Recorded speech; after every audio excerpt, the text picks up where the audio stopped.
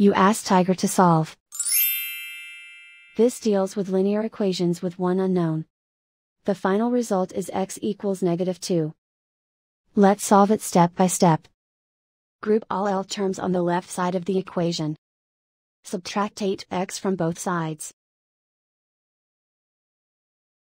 Group like terms.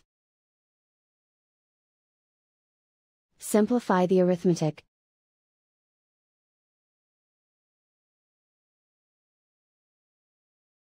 Group all constants on the right side of the equation. Add 4 to both sides. Simplify the arithmetic.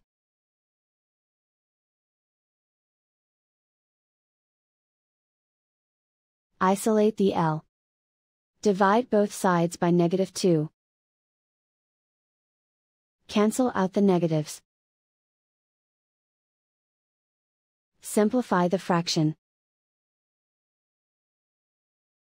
Move the negative sign from the denominator to the numerator. Find the greatest common factor of the numerator and denominator. Factor out and cancel the greatest common factor. And so the final result is x equals -2.